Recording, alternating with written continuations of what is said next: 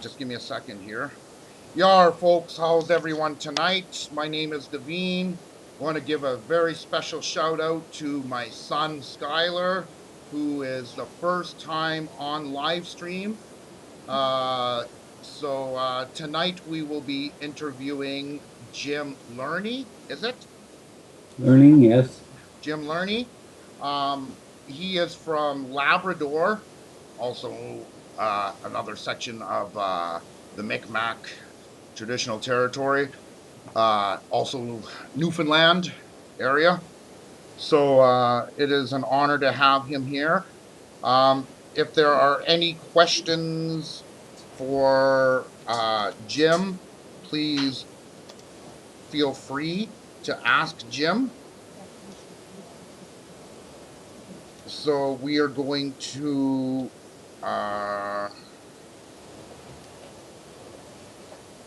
just give me a second there, just typing in there. So I think we'll do this 2D, Kathy. So I just got to move Jim over. There we go. So here, Captain, that's so everybody can see him. Right? Yep. There you go. Okay. Do you hear any echoing, folks? Please let me know.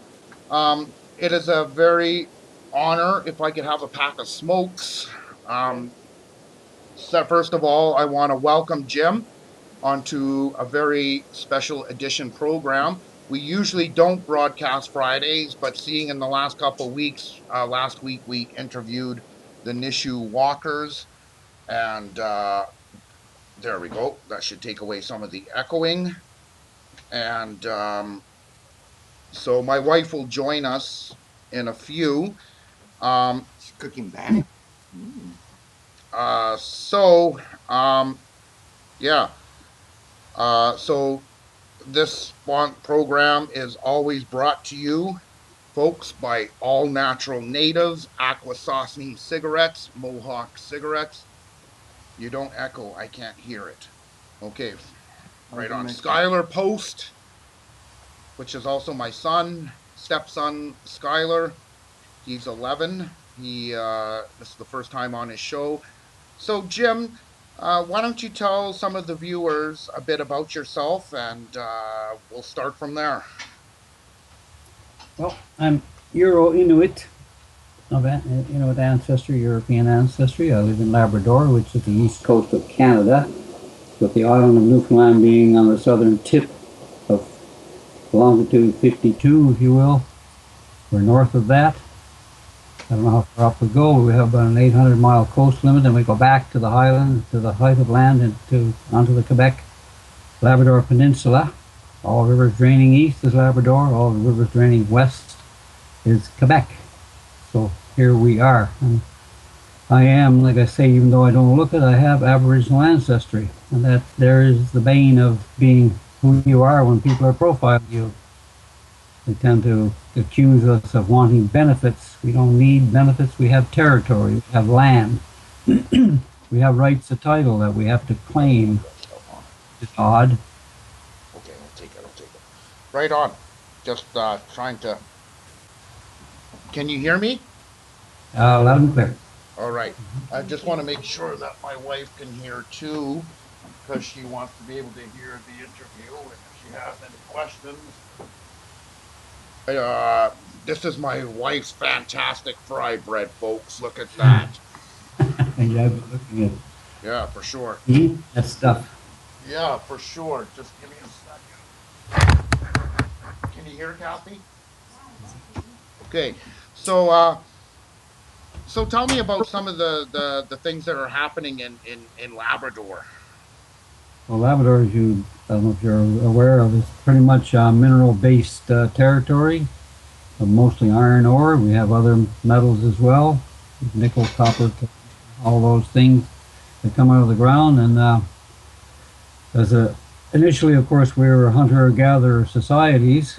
Now coming into the 21st century and the Aboriginal trying to get in on the action, I suppose, or get some of the riches of this territory to build this territory. We don't have a lot of that going on because, as the usual, the North has a small population and you're not heard much and you're not regarded much because staying home, we don't develop a lot of skills. So when people come in, they have skills that sort of ride around you and take away the things, dig a hole, and they're gone with it before you know.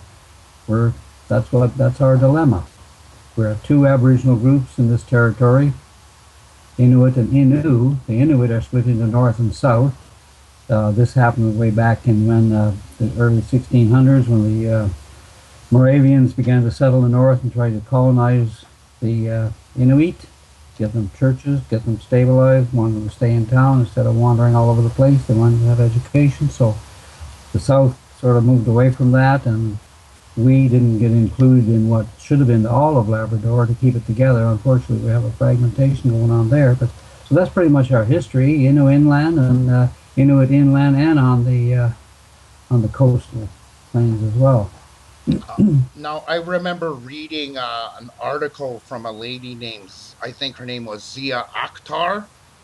I'm pretty sure Mhm. that was her name. She did a paper called "The Mohawk Dispossession," and there was a big land claim a few years back concerning the Innu and the government of Newfoundland and Labrador.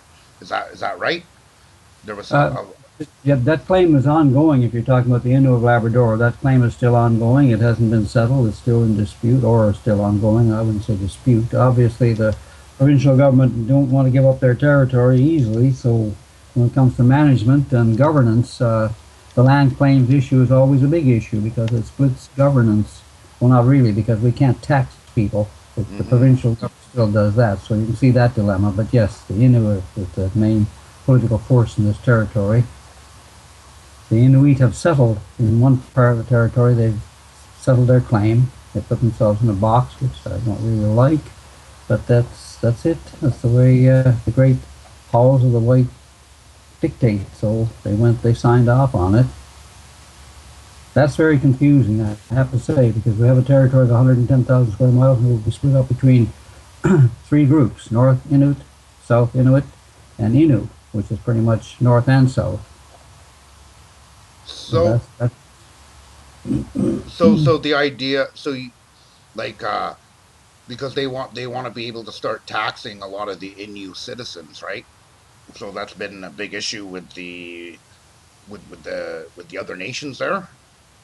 I would imagine that's kind of outside of my knowledge of whatever that is with taxation. We know, of course, that indigenous peoples are not taxed because it simply is that they're, I suppose, so-called being looked after. So it's kind of pointless to charge with the federal government to say charge yourself. So they just don't pay taxes, as you're familiar with. Akwesasne is maybe quite different than that.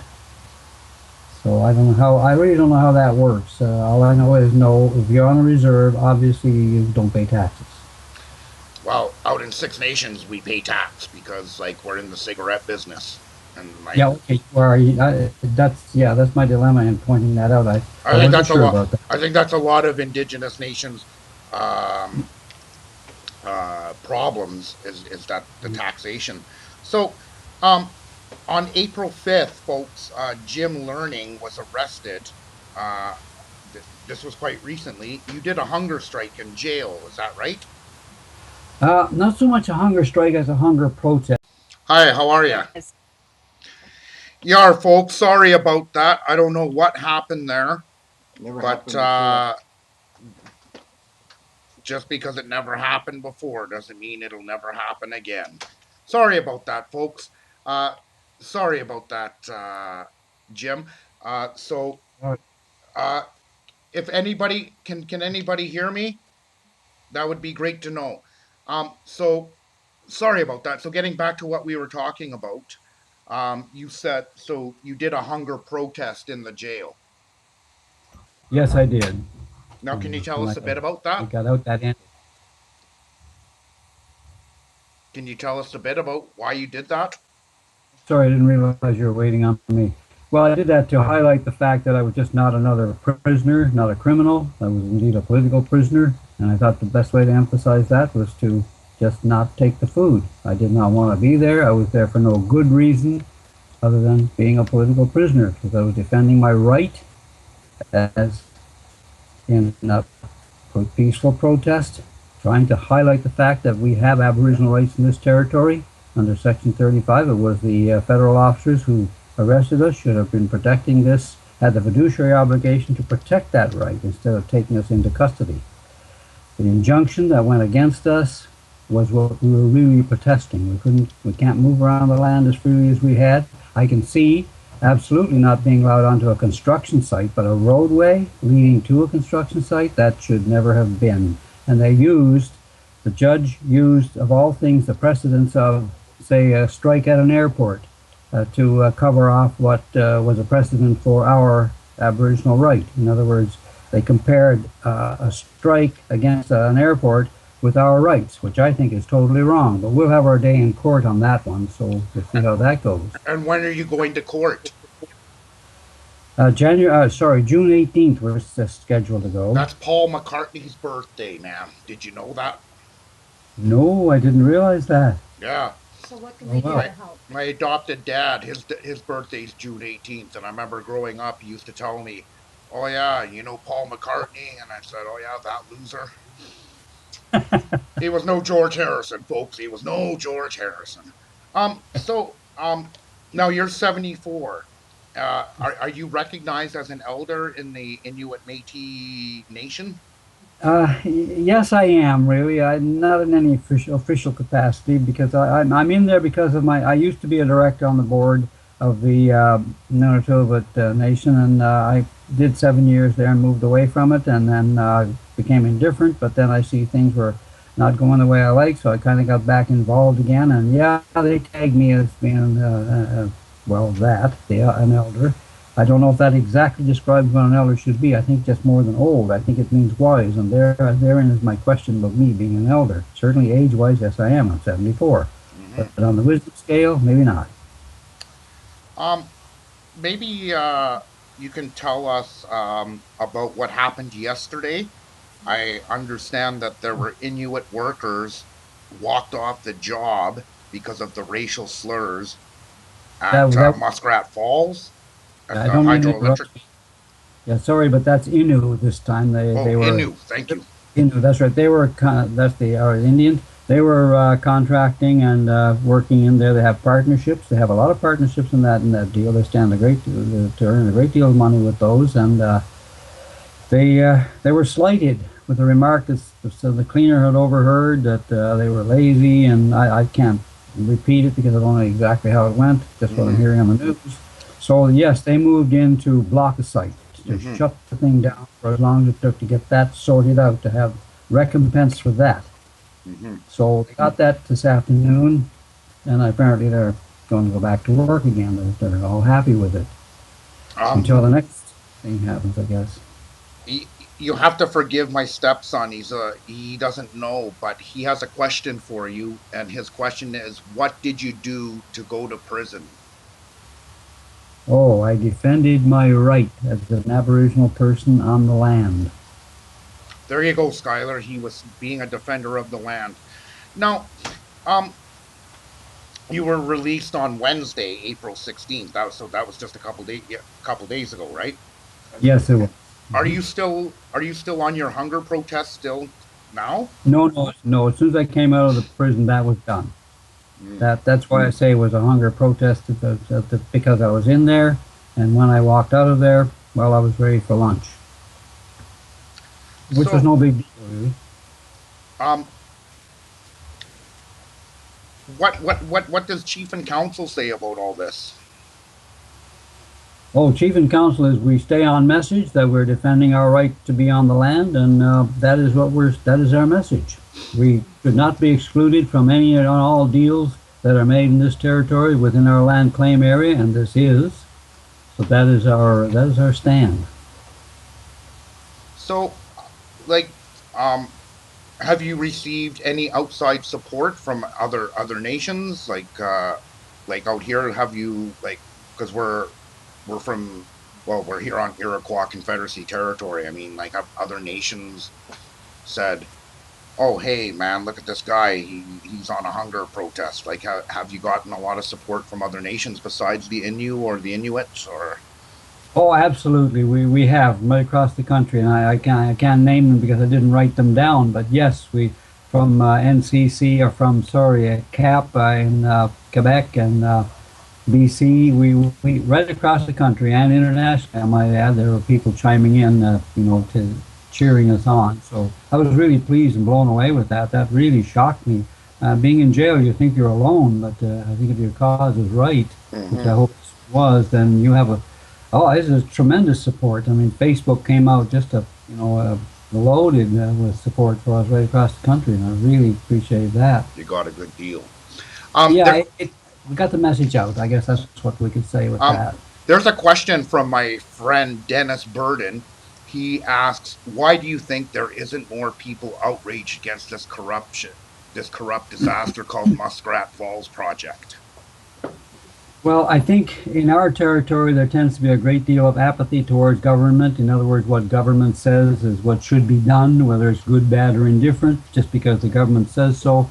We have a lot of apathy within our people. They just simply don't want to get involved at the constituency level that they should. And there is the problem. I'm sure there are a lot more people out there who feel that this is an insult, but by the same token, they just feel like, I just don't want to hear of another defeat, so they don't get involved in it, say it's a done deal, we can't stop it, when in fact we can. We can stop this. We can stop it. They have to have faith. Mm-hmm. How long has the project been going on? How long has the project been going on? It began they've been planning it for years and years and years, but it began intensely last June when they took over the roadway going into that area and pushed on through up to where the falls are to begin clearing areas for laydowns and building construction. That the last 6 or 8 months has been really intense in construction wise. Has there been any legal action on the reserve, like say from the outsiders, like because obviously you went to jail? I mean, so coming Well, on the reserve. yes, we were the NCC. The disclaimed people were the only ones that really went against them in any hard way, not anybody else, because this we were injuncted. We shut down the gate leading into the site for a day, 12 hours, from 7 till 7. That provoked an injunction, which was sweeping and said that if we went anywhere near any of Nalcor's sites, roads, roadways, whatever, we would be put in jail, and that's in fact what's happening. So is so there's obviously like within the Innu Nation a very high opposition for this. It's clear cutting, right? That's happening Uh, there. no, within the Innu Nation, they've signed on to us. The Inuit, we have a problem with it. Southern Inuit, that's us, NCC, the two of us. We have a problem with not being included in that process. So we want a place at the table. We want to be a part of that, who says what. So we were protesting the fact that we're not at the table. We're injuncted. We're left out of it. We're excluded. We're thrown in jail because we're fighting this thing to be involved in it. This is what we have to change. The Innu are quite comfortable. They have made deals and agreements. They have contracts. They're comfortable with it. Inuit, no. Southern Inuit specifically, no. NCC, absolutely no. We're left out. None of two of it. So you guys obviously do want a place at the table. Oh, absolutely, we do. This is our territory. We have every right to be there. Mm-hmm. So that's the point we're pushing, and pushing hard. Exclusion is a very bad thing when it's against you. Now, are any young people supporting you on in the stuff? Like, how are the youth being involved with what's going on? I'm really proud of our youth because we had a bunch of them the weekend I was arrested and put in jail that came in to protest and get involved in it, and they were absolutely stellar. They just blew us away with the way they knew exactly how to interlock with the police. They knew exactly how to interact. They were stellar. They dragged Yeah. their feet, and as they were told, if they kept moving, it was fine. They got in front of the traffic. They led, and they understand. I'm really, whoa! I'm pleased. I mean, I look behind me. I see somebody coming. I don't see people my age who've given up. Although there were quite a few of us there my age who did not give up and will not give up, but it was good to see the youth come on side, and they did. And there Um, will be more. my wife has a question for you. Well, I'm just wondering if any of the protests, especially the one with the youth in the jail, is any of this stuff on YouTube? Did anyone get any of this with like any cameras? I tell you, I can't really answer. I've seen some of it on YouTube. Yes, I don't know how extensive it is. I have no idea because it's kind of a private thing where they keep these things. But there's lots of filming going on around it for sure. So, but how much I really couldn't tell you. Hmm.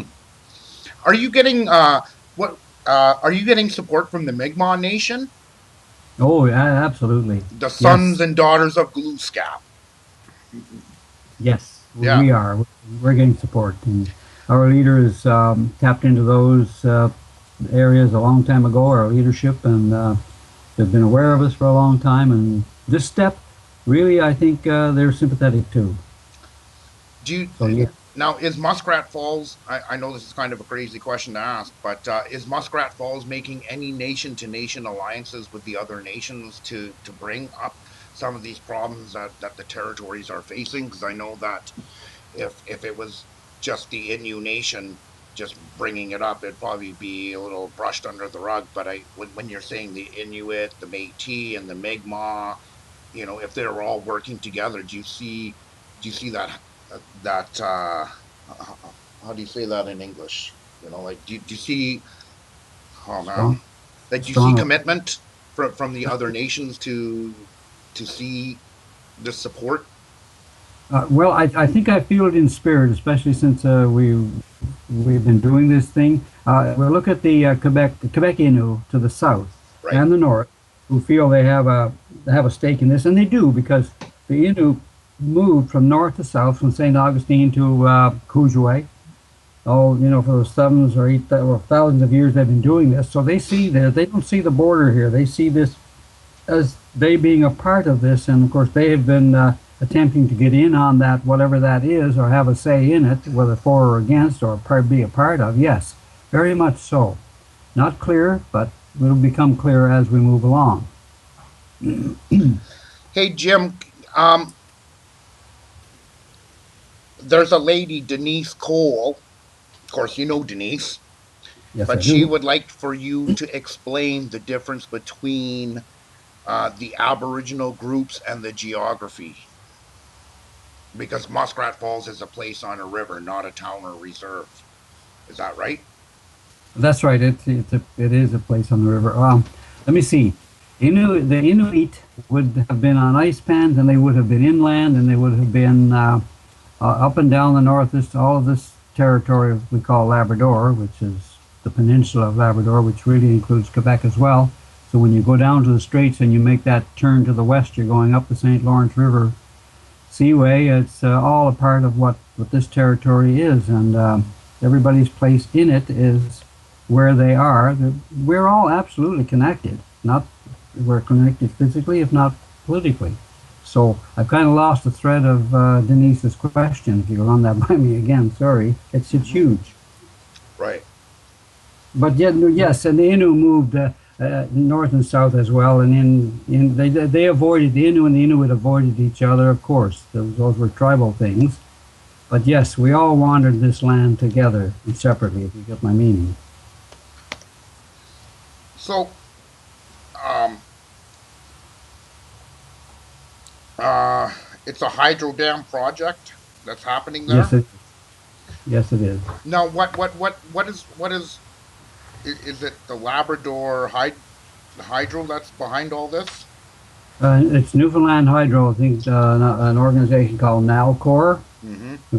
Hydro. They've set up a Crown Corporation, which has given itself sweeping powers. So they have legislation to cover off that they're in secrecy. They can do pretty much tax pretty much whatever they want to make this thing work. They have Bill 60, which tapped into the back pockets of all of the taxpayers and ratepayers to pay for this. This Crown Corporation can never lose money because of that. It's guaranteed not to lose money. And Bill 61, which tells them they can have all the territory and waterways they need to make it work. It's pretty draconian stuff, I have to say. It's really hateful legislation. It's what Mm-hmm. happens to us when we don't pay attention. When the constituency is unaware, these kind of things come down the pipe, and next thing you know, you're a victim of legislation rather than a beneficiary of. So it has nothing to do with good law and order. It has to do with tax grab. It's a huge tax grab. It will not make the money they say it's going to make. It might over 50 years make money, or 80 years, but that's just too much for us to pay today. We cannot afford it. It's a bad deal, no matter which way you look at it. They're going to do a subsea cable to Nova Scotia for 179 megawatts of power, which really is a kind of a, to me, it's a, like you're absolutely killing the anthill for no reason. You're digging it up, you're routing it out for no good reason. It's a horrible project. Hmm. And nobody really wants it there because it doesn't benefit anybody. Just Well, it's certainly not in Labrador. No, there is no benefit other than what they would say. Oh, the company will make a profit, but the taxes to make that company make a profit will be zero to us, and that actually a minus. So, because wasn't it back in the 80s, or was it like the late 70s or 80s when what's his name, Danny McWilliams, when he was premier of Labrador? Like I remember, or Newfoundland and Labrador, and I remember he sold Newfoundland Hydro to Quebec for $1, and I know that the people were extremely upset about that. So okay, you're going back to Joey Smallwood's day. yeah. That's 60s. He absolutely, he had Brinex in there, a big British corporation. The Rothschilds, they lost their shirt in there. They had to ask Quebec to take the project, and so Quebec took the project and made the deal till 2041 that they would own this and take the lion's share of the profit, because they absolutely bailed this company out and finished the project. And for some reason, the Newfoundland government has vilified Quebec as a result of that, saying that they are the villains. They stole this. Well, they did not. They didn't steal the Upper Churchill. They finished developing it, which the Newfoundland government got itself into and couldn't manage by Joey Smallwood. Yes, and Danny Williams, of course, was the one that, along with Brian Tobin and a few others, managed to hook into the lower, what they thought was going to be Gull Island and the Muskrat Falls, and they found Gull Island was too much, so they dropped it back to a smaller dam, the mouth of the valley totally. That would be Muskrat Falls, the one that's going ahead now. It's really a financially desperate situation, and it should not be happening.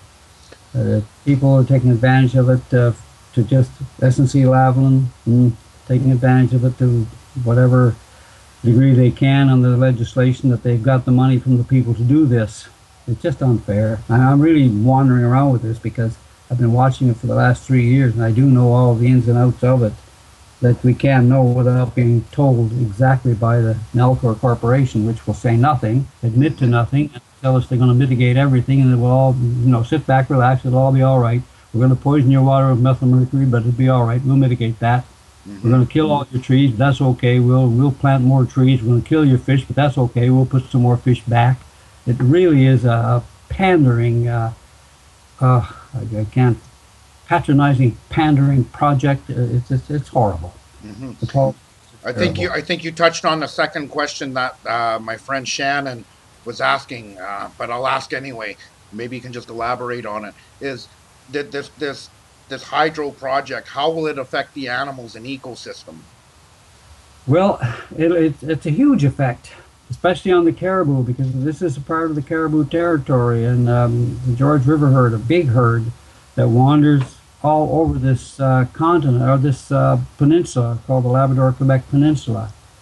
And they're concentrated mainly in the George River area, where the breeding ground is on the Labrador side of that border to the north. And it's huge, and they will take yet more. They took out a huge bit of territory when they flooded the Upper Churchill. That was the one you just asked about, the Smallwood project. They took out an area the size of Newfoundland Island, actually 2,000 square miles of waterway that the caribou no longer walk or feed off. They have to swim across. And now they're doing this in the Lower Churchill yet again, and it's just, yes, there is a price here for the animals to pay. Those songbirds will be routed out of that area. They will be gone. Whatever bee there is in there will be gone. So this is yet another hit on the boreal forest and the animals that live therein, and a part of the ecosystem that's really vibrant. This is the seventh largest river in Canada, and it's taking a beating with this project. This is kind of a crazy question. But have your people done any ceremony around the project dam area? Like, have the Innu people done any sort of indigenous ceremonies to try and protect the land? Yes, Denise, as a matter of fact, has been really active in doing ceremonies in and around the land, trying to bring some awareness to the fact that it is spiritual. It is the land of our ancestors and shouldn't be treated this way. She's very busy with that, and it's been felt. Hmm. So, what kind of ceremonies do your people do to when these types of issues come? It's being aware of the river itself, gathering quietly by the fire and talking about the river, and just being aware that the river is a river of life, not simply an electric river.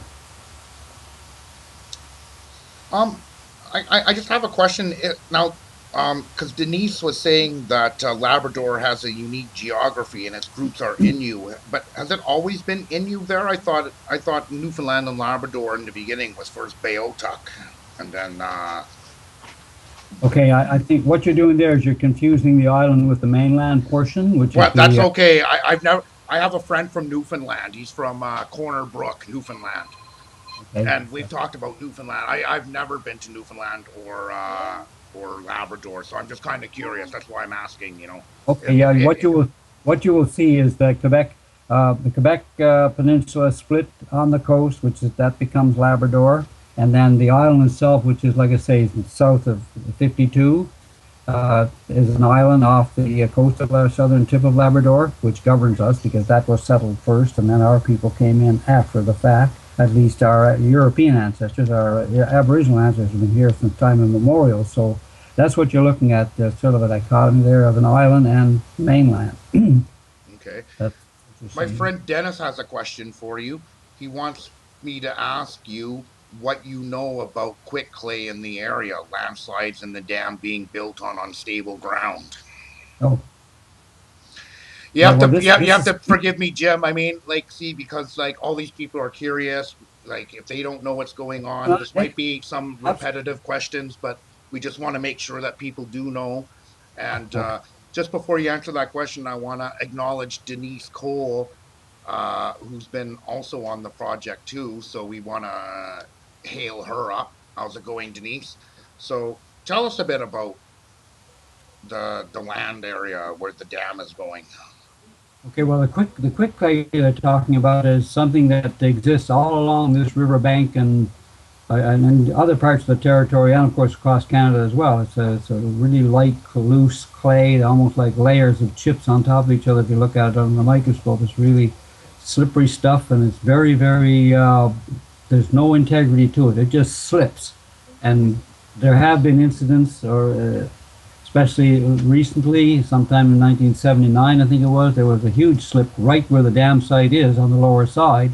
So in an attempt to try to, and this slip, this actual clay goes on up the river for about 85 kilometers. Then it turns to bedrock, and I think then it comes back to places where you will find it. It's quite common in Canada, slip.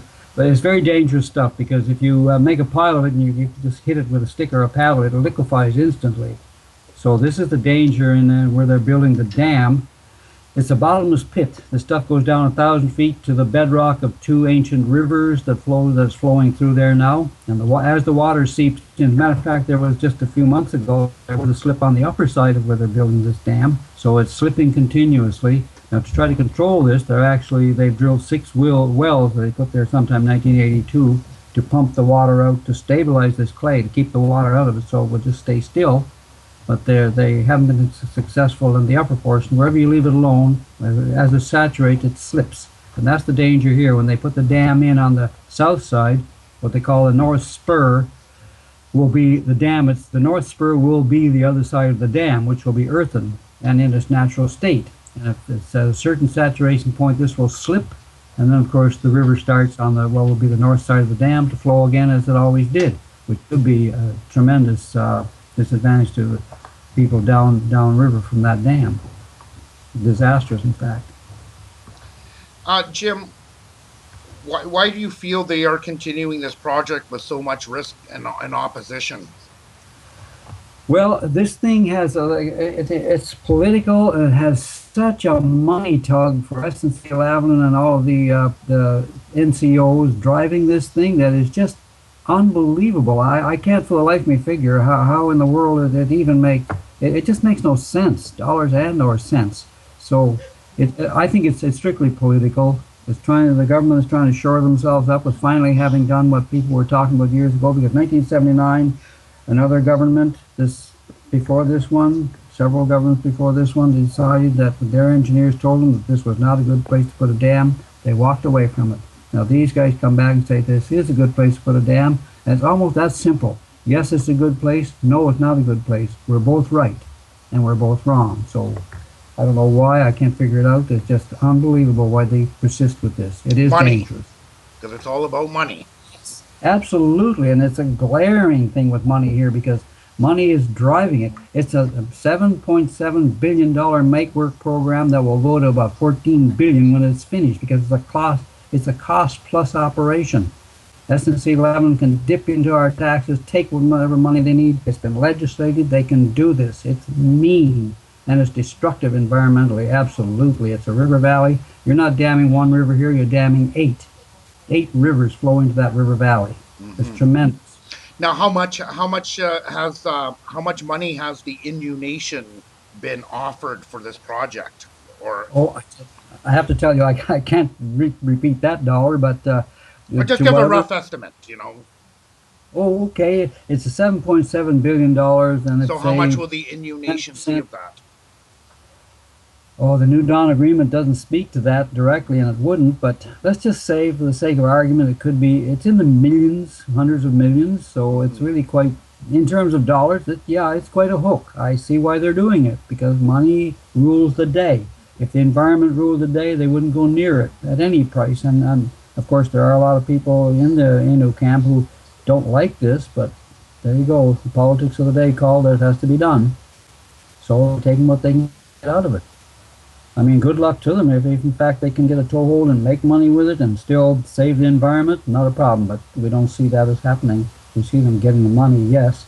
At the end of the day, the river is gone. 8 of them. Hmm. And this is the problem that we're seeing in like nations like Attawapiskat, and we're seeing the same problem in the West Coast where they're trying to push that pipeline. And um, do you feel that? Do you feel insulted that the government never wants to consult your nation about any of these projects that are going on in the territories? I have to tell you, it's the end of the day when you've been on, you haven't eaten for 4 or 5 days, you're in the jail, they bring in steak and potatoes and gravy, and you're looking at it and you still have no appetite. That's the level of indignation for me. It takes just literally takes my appetite away, and my commitment to fighting this thing is absolute. So yes, it is an indignation, absolutely.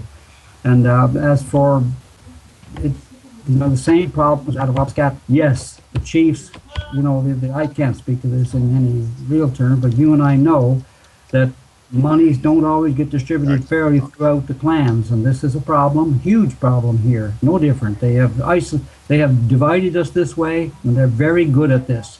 And we need to get out there. That division in terms of money is a horrendous tool. It divides us. It takes away our allegiance to the land totally. Um, we on my show, it's usually every Thursday, and we've been talking a lot about sovereignty and the idea of sovereignty. What do you think of Labrador becoming its own territory? My favorite subject. And Right on, man. Mine too. Mine too. yeah, it has to be. I mean, I realize that the borders are artificial, but they've been put up there, and we are not a part of Newfoundland. There's a body of water that divides us, and we're not a part of Quebec. They drew a line there, so we are a territory, as far as I'm concerned. We only have 30,000 people, or 29,000 people plus. So we like to think we could pattern ourselves after the Yukon, which the 3 Aboriginal groups, the non-Aboriginals and the 3 Aboriginal groups did quite well, are doing quite well up there. They get the 62% of their royalties coming out of the ground. We could do no less here. We could do the same thing. We could be quite never content self-governing. It's always a heavy responsibility and a trail we haven't been down before. But I say if we're going to make mistakes, let's get out there and take the responsibility and get ourselves together and make those mistakes, and so we can build something for our kids. Yes, that's my favorite subject. Labrador as an independent entity, absolutely. Now, if Labrador were to become its own government, who would be governing the Uh, the Inuit, the Innu, Macy. the mate, all three groups, or oh, all four groups. You all have to put four the groups? non. Yeah. Yes, you have to put the non-Aboriginal in there. Denise was telling me, Inuit, Nunavut. I don't know if those are Yeah. places, but there Mm, are three groups mostly, but there are four. Um, so Aboriginal. now, um, so if Labrador was to become its own territory, does that mean that now you would be in a position to start talking for the land and the resources as an independent government? Oh, of course, and in a much more focused manner, because right now this all has to come through foreign, what an offshore government we call it in St. John's and or Quebec City or Montreal, wherever they decide the head offices are going to be. It's never in the north, so our focus would be all of a sudden that they would have to come to the north to deal with this. I bumped into Bob Ray the other day, and he said, we're trying to do something, get something for you. I said, Mr. Ray, you don't have to get anything for us. We have everything. We just have to be given the opportunity to manage it. So therein lies our independence is key, as far as I'm Hmm. concerned, to political stability. Now, has anyone in the Confederacy ever talked about like issuing passports? Has that ever come up in the nation? Like, are you guys ready to make that next step? No, we're not. We're far from it, unfortunately. Realistically, we have to even start at to develop a constituency or a caucus to deal with this. And if in fact we ever, I hope we get to it soon. My time is not much left, but I think the kids are beginning to feel that maybe it's time to do that. And we have a lot of good, bright kids who can do this. So I think when this begins to move, it'll move fast and quickly. I think that within 8 years we will be a sovereign territory as none of two of us, the Iqaluit and then the other people across the north have been. We will be the same. Well, what's your next step, Jim? Like now you've gotten out of prison. What what do you see yourself doing now? Because obviously this is being broadcast. You know, we have international viewers. So, what do you think your next step is going to be now? Well, we have to keep fighting that fight and go back on the land again. We will be going back to prison again. We absolutely will be. So Hmm. that is our next step. Unfortunately, it seems like a short one, but it is. We have to keep fighting the fight. They refuse to acknowledge us, so the fight is still on. It's ongoing. Um, who were you arrested by? The RCMP? Yes, we were the RCMP. And so they're the ones that were sent through who called them when you were out. Well, we had to send. Oh, it would have to be the Newfoundland government because they're the only ones that can make that call. So whether it was the Dunderdale office or whether it was the Nalcor office, you bet some of them decided that we were being a nuisance. We were going to be dealt with harshly, so we were going to jail. So they took us away. But by the same token, later on that day, the kids took over and they continued the protest, and they weren't brought in. So there's some political traction there. We sent the message. So, uh, how is your family responding to all this action that you're doing? Like, are you getting support from your family? Like, I know you said the young people were kind of stepping up, but how is your family supporting you in all this? They were 100%. And you know something, I didn't realize the hardest part of a hunger strike will be you looking out and realizing that you've involved your family in this. Like that was really hard. I thought it would just be me, but it wasn't me. The focus all of a sudden for me became the family, and of course the family for me. The family and my friends closest to me just sort of zeroed in and made me feel that I had to be very clear about what I was doing, and I had to be very clear how far I would go commit to this. It was a real wake up, yeah, they were supporting me, but by the same token, I was taking advantage of that support I felt by being in there and trying to make the point. So it's a really conflicting thing that goes on in your mind around these things. Mhm. Huge. So tell me a bit about uh, the action that you did. Like, were you in a teepee? Were you doing ceremony the whole time? Were people coming in and out? Like, did you feel like obviously you got strong support from your community, but did the holy people come out? Like, how how did how did you get this strength to keep going on the hunger strike? Well, that was the focus of our leadership.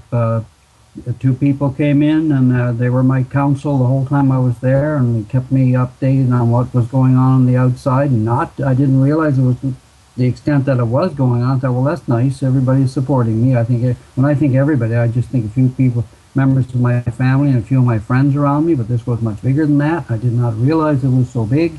But no, my counsel came in twice a day, or twice every day, and not twice a day, every day, and then we talked. So it closed that gap of loneliness in there, and you wonder if you're doing any good. And you know you're agonizing everybody, and they have hard questions for you when they come in. Are you committed to this? Are you going to follow through on this? You kind of, if you were going up into a hail of bullets, you could make that decision and run. But when you're asked to make a decision as you sit there, it's very hard. I made the decision. I would have sat there absolutely, and I would have done it, but with the full knowledge that it was hurting my family and hurting me, and I knew it was going to, absolutely. But still, the at 0 hour, it hits you hard. But no, I had good counsel around me. Absolutely, I really appreciate it. So tell me about what was the hardest thing about doing this hunger protest? Because I mean, you're obviously an older man, so I mean, it's probably not as easy to be doing fast at 74 as it would be at 24. I don't know. I've never done a fast at 24. I only did it at 74, but I disciplined myself. I never moved around hard, fast in the cell. I took it easy. I slept, and I drank a lot of water, and that I think was the lever, because it made me feel I was okay. I really was. It was not easy, but it was okay. I wasn't hurting, and the emotional kick up around that was tremendous, but the physical not so much. Hmm. Are there any other projects that the community is against besides this hydro dam project? Are there other projects that you guys are taking on? Yes, there's ongoing things. They're trying to pump a lot of sand, iron out of the sand around this community, and develop a pig iron foundry here to support that. They need the sands dug out of the river, and need the sands dug out of the bank. So those of us who are environmentalists slash Aboriginal are dealing with those things as well. They're coming to get us. There's a couple questions. My first question is from Dennis Burden. His question is: was there an environmental study done around the dam? You know, that is, there's supposed to have been a JRP hearing where the environmental process went on, but to me, it was a sham. It was absolutely a sham. As a matter of fact, there were 71 points in the joint review panel that recommended be fixed, and they recommended that the joint review panel recommended that this project not go ahead. Hmm. But of course, for the politics being what they are, and this draconian whatever that was, just decided, no, they're going to do this anyway, no matter what we say. Really, our only defense now is to get on the ground and stay on the ground, because politically, it's flying. So physically, it has to be stopped physically. That is the only thing they understand. And they had their minds made up from day one that everything would just be a process, lip service, and they would go ahead and do it anyway. Okay, just give me a second there, Jim. Folks, please feel free to ask Jim any questions. There are two questions. We don't want to keep Jim too long because I assume it's pretty late in Labrador where he is. We don't want to keep him too. What time is it there now? 10 after 10. 10 after 10. Oh, there's a problem with this call. Oops. Um, Call us back. You can hear us. The call got disconnected. oh, Yeah. sorry about that, folks. We just got dropped off there by Jim. We'll wait for him to call. Um, so I want to make some clarifications. You know, the captain kind of put me on spot with Jim, and I really didn't know too much about what was going on, but just getting some information from him. It seems that there's that there is a project going on in Labrador, Muskrat Falls. Muskrat Falls. According to Denise Cole, that Muskrat Falls is a place on a river. It is not a town or reserve. Isn't it funny? We asked him the time, and he said it was 10 after 10 in Newfoundland, man, or Labrador. So here he is. Little one. Yeah. So, Jim, just give us a second here. Just loading in. We're just loading in, folks. Press this button. No. Oh. No. Hello, Jim, can you hear us? It's just loading in. We're just loading in, folks. So Jim Learning is a 74-year-old elder from Muskrat Falls, Labrador, and he is talking about the hydro dam that is affecting the connection between you. Is too slow for good video. Okay, just call back audio only. Here? Yeah. Just give us a second, folks. We're trying to connect with Jim here. We're via Skype. We're via Skype. He's a 75. See, it won't let us connect with him. Okay, Denise, why don't you just call us back audio only instead of a video call? Because I think the bandwidth is a problem. Okay. So hang up. Okay, just call only. Just call in. I don't know what the phone number is. Hello? There's. It's not connecting.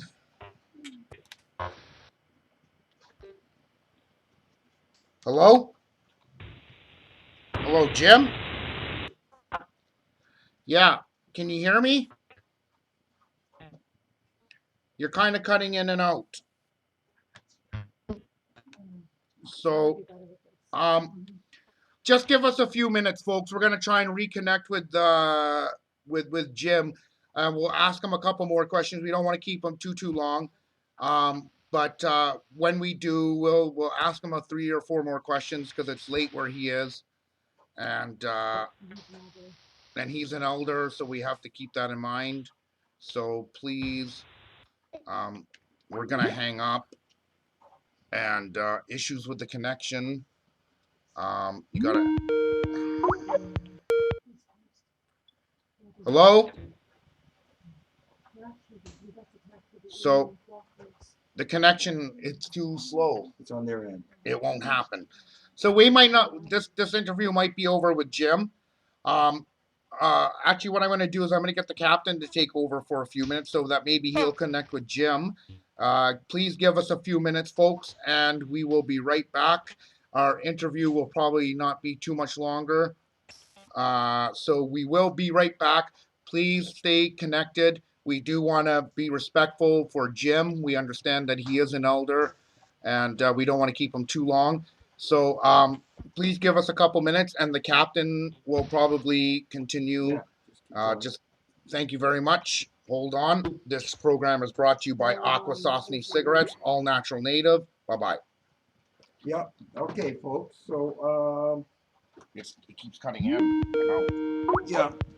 Okay.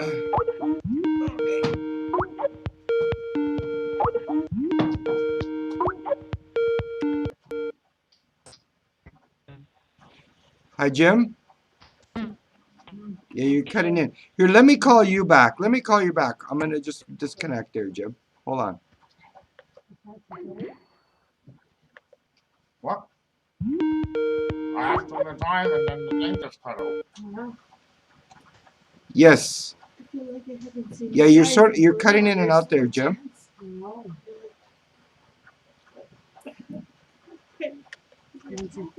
Hello? Yeah, it's totally cutting in and out. And if you don't have the membership card to get inside, you know what they say, get the fuck out. Is that what they say? I guess so. Yeah. That's what they told me the other day. You would have. What did I say? You heard me. Oh, no, you didn't. The two of you are unfucking believable. I come here, I haven't seen you in 2 fucking months, and you're gonna get all uppity and bloated. What the fuck are you talking about? I'm just talking. Janine, No, how are you? I'm good, man. It's good to be We're trying to finish this interview, and then when I'm done, I'll be all ears. Because Skylar asked me Should the I, question, and then yes. if I cut Should out, I you wanted prepare me for the to moment? ask you, wanted me to ask the guy to describe his homeland and what Should it I looked like. prepare for the moment? I would. Do you have anything to help them along? I don't, man. I'm fucking hurting. I'm No, hurting. I have that part of it. The what? You know, I think I might have left those papers at fucking Melissa's. Like, check my my jacket. Listen here, jogging, I'll share my house. You don't tell me what to do. Yarrrr. Anyways, I know.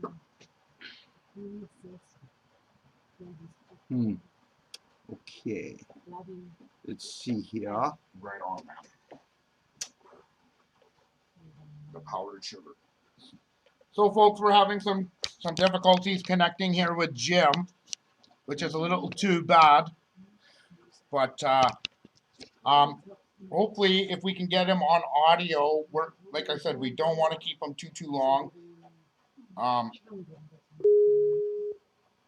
Calling. So once we get him back on the line, Hello.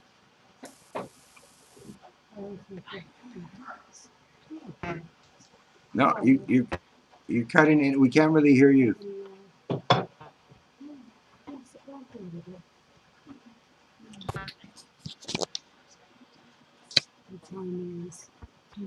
oh, mine's 17. What difference does it make? You just got here. What, you want to leave? You better see Melissa today. She's taking off for a month. Was that guy there? You met him, didn't he? What a fucking retard. Oh, right. I don't know what that was about, folks. You guys, man.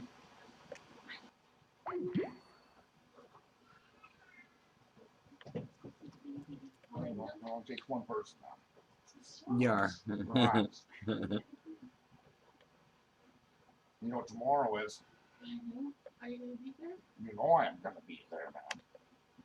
If I'm not there, it ain't the same. Yarrrr. So I guess I'll show up. I'll come prepared. Okay, well, I better be there early. Okay, folks. So it's wild how very, very little Hey, my boy. information is getting out in the media about what's going on in Muskrat Falls.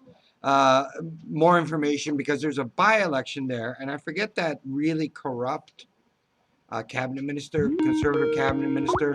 There's a by-election going on federally in. Hello, Denise. Hi, there we go. There we go. That's better. All right. Steve's gonna be brave. Okay, I'm gonna give you back to. Thanks. Hello? Yep, just gonna see if I can get the video back as well. I know we're ugly, man. Only faces that mothers could love, man. Only a face that a mother could love. Yeah, Well, what we can However, do is, I want to show you my son. He's only 5 months old, and he's one of the people that he's been to a few blockades and rallies himself. He's been to 3 blockades. Max, been I to- need you to turn on your video if you could. Yeah, I can hear you. Sorry about that, folks. Jim, we want to be really respectful. We understand that you're an elder and we don't want to keep you too long. So we have a couple questions for you. And then we will kind of end it there. Tonight is movie night. I believe Fred 109 will be showing some movies. I don't know which ones he is. but we will get to that. He's paying Um, attention to this the program is brought to you by All Natural Natives, Akwesasne Cigarettes, best cigarettes in the world, man. Mohawk. As a matter of fact.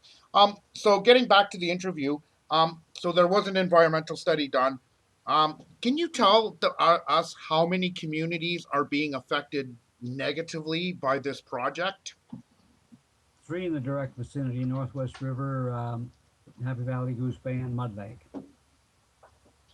That's the physical circle, you might say. Downstream, there's Rigolet at the mouth of the inlet, the fjord.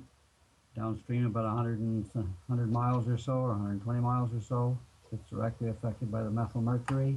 The Labrador Sea itself will be affected by the methyl mercury.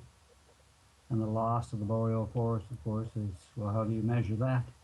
But yes, three communities within say, a 50-mile radius directly affected. And should that slip occur, that the river and the dam blow out, heaven forbid, Mud Lake will be wiped out.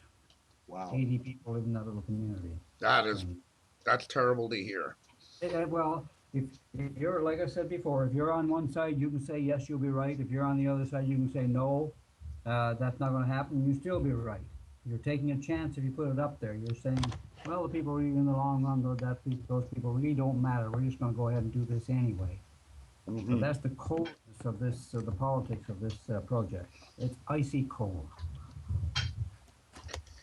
I'm gonna see if there's any questions, but we do have one question for you.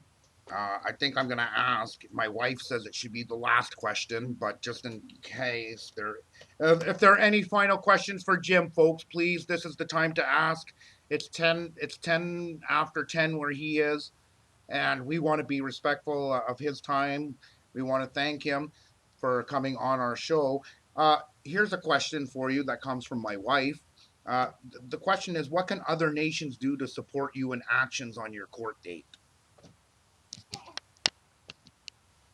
Well, I suppose just be aware, and if there's any way to blog into the court system to say, we don't like what you're doing to these people, it's unfair, it's typical of the Aboriginal treatment of those Aborigines that are left out, that would be a tremendous help. Just a note to the judicial system that that's just wrong. That would be a great help. Now, how can people get in touch with you, Jim? Do you have a website? No, I just have my own site, James D. Learning on as my web, what do you call that? Email address. If Denise is online, maybe she can type some contact information to get in touch with you. There is a Facebook group called Free Gym Learning. Yeah. I'm on. Maybe idlenomore can do something for him. Yeah. So Free Gym Learning on Facebook or Spacebook, whatever you want to call it. Math. So, and Friends of Grand River Mr. Shipu Facebook group. Mr. Shipu, yes. Mr. Shipu. Yep. Here, so I want to thank you for coming on the show. I think we're going to ask two very simple questions, and then we're going to let Jim go. And I have a question. And then the captain has one question. My question comes from me. Now you see my son here in the background. What kind of advice would you give to him if he was doing similar actions? Like when young people come up to you, what kind of advice do you give them? Oh, just know what you're talking about and put it out there as a heartfelt issue, and just always make sure you're on the high ground with it, that you know what you're doing, you know what you want, and you're speaking what is best for the land. Not just for you, but what is best for the land. That's key. Are there any things that we haven't spoken that you would like to say to the people? No, you've covered it. I really appreciate the opportunity to get back to all of this. It's great. I have a funny feeling that it's bigger than I think it is, but I'm just looking at a little screen here and not quite sure where it's all going. but I really appreciate the opportunity. Thank you very much. Well, you are absolutely welcome. So just before we go, folks, you can get in touch with Jim at Free Jim Learning, Learning, on Facebook, and Friends of Grand River, Mr. Shipu, I think I'm pronouncing that right. Facebook group. James G Learning is his Facebook name. And my friend Shannon says we can post the Facebook links and please forward info you wanted on the Idle No More official website. I am one of the webmasters. Shannon also says, hey, Denise Cole, awesome. We post there regularly. So it looks like you got a lot of good support there, Jim. Thank you Maybe very much. before you leave, I don't know. Maybe you could give us an Inuit teaching, something that we can all relate to. And Inuit teaching is always respect the environment for sure. I'd give you cigarettes, but you can't smoke through the computer. I don't smoke. Thank you. Well, even if you did, man, you could use them in ceremony. Yes, appreciate it. So, is there? Or any new story or Do you have any Inuit stories? News stories? No, not really. I suppose I could start on, but no, I don't. Not in the like not one I can pull up quickly. Be about myself more than anything. I've done enough of that. So thank you very much for that opportunity. Oh, anytime, Jim. You can get in contact with Denise Cole at Denise. Is that underscore or space? Denise CIS at hotmail.com, and you can send information there. Um, he's an elder of wisdom on his insights. We want to thank Jim. So just before we go, just to give you a bit of information, Jim is a 70-year-old Inuit-Metis elder from Muskrat Falls, Labrador, which is not a town or a reserve. It's just a place on the river. Is that right? That's right. It's a town on the river. On April 5th of 2013,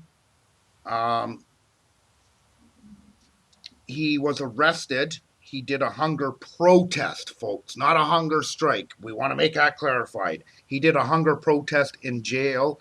He was just released on Wednesday, April 10th, and he says there's going to be more action happening. So, and more action in solidarity with them too. And we hope to do a solidarity action out here in Iroquois Confederacy territory, or as most people call it, Toronto. But we don't give those white folk the glory, man. That's much appreciated. I really thank you. For sure.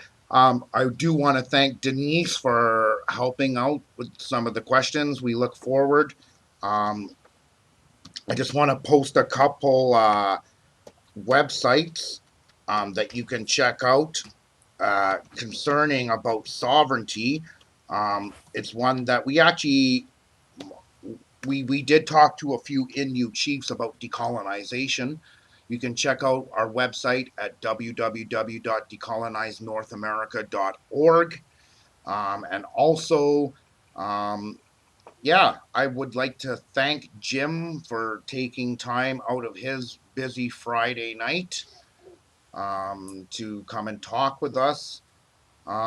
So if Denise could repost some information about how to get in contact with Jim, and we'll do the same, and we'll make sure that we stay in contact with Jim again.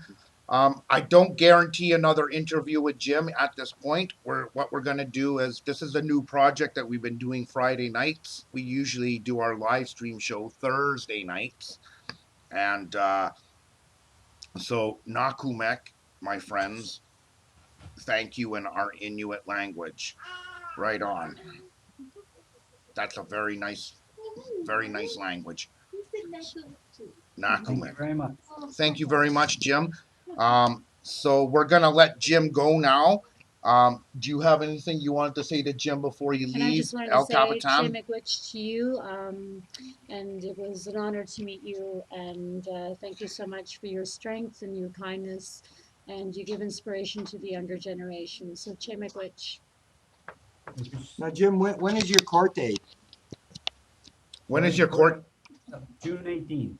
June 18th. It's the same day as Paul McCartney's birthday, man. So And you what? know he's past 64. Who could love him? Look at that. Now we got an elder who's 74. Yeah. So, Yeah, So hands across maybe the water. Okay. hands across the water, hands across the sky.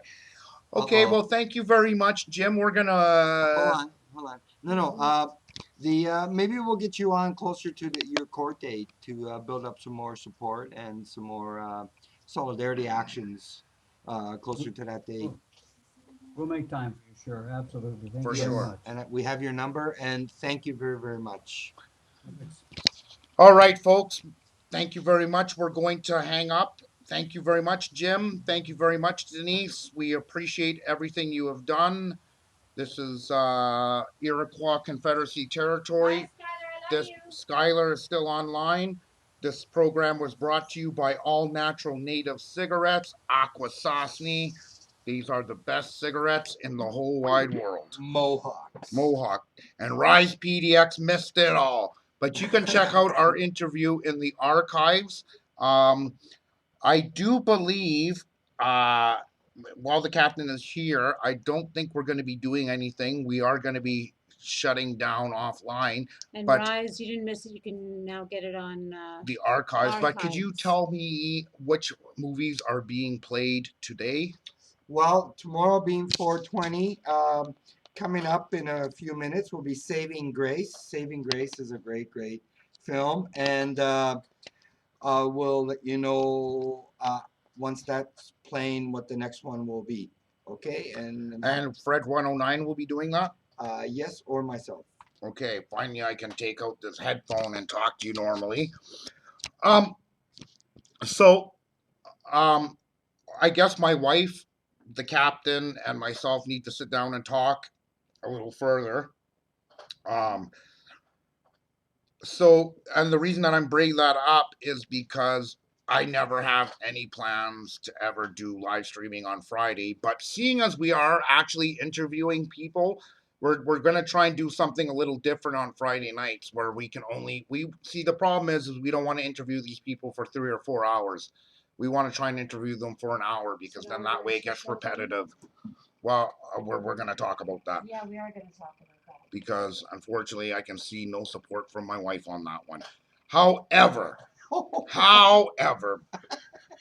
well, my wife has every right to say that because first of all, This is volunteer and I don't get paid for this, but if you do want to pay us, we always are willing to take donations. Especially these. Be glad you're not in Boston. That's all right. I hate the Bruins anyway. The Leafs are in the playoffs. We're fifth. I don't think that's what they meant about Boston. So tomorrow, tomorrow is indeed 420. If my son was not on the thing, but I'd be more of a thing. But tomorrow at noon, high noon at Yonge and Dundas Square, there's a very beautiful festival called 420, which is happening. The cannon goes off at 420. So I think what we're going to do is I'm going to end this with a very quick video, music, and this one that I do want to play.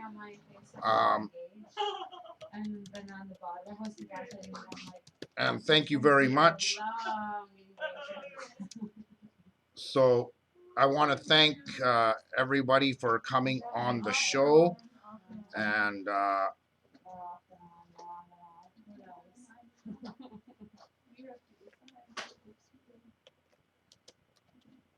Yarrrr. Hey, thank you in Cree. Well, Yahweh in our language. Chima Gwetchin Ojibwe. Nakumek in Inuit. And I Yarrrr in pirate. Yarrrr. Sorry. So I think what we're gonna So I'm gonna play this video. It's called "Kicked in the Teeth Again." I didn't even get a chicken sandwich out of it. Never heard of it. So I don't know why I keep having trouble. So thank you very much, folks. My name is Devine. You can always check out my show on you can always check out my show, Skylar. Bye, Skylar. We I love you. Thank you for tuning in. And I believe that we are going to finish with this song. It's called "Up to My Neck in You." What? That is not the one that I wanted to play. So just give me a second, folks. Just give me a second, folks.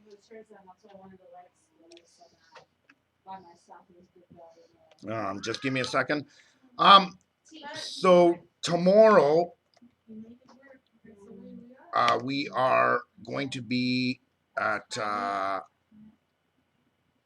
Yonge and Dundas Square. I can't say for sure that the captain will be live streaming the event. If he is, right on. So I'm just trying to find a good song To end the show with. to end the show. And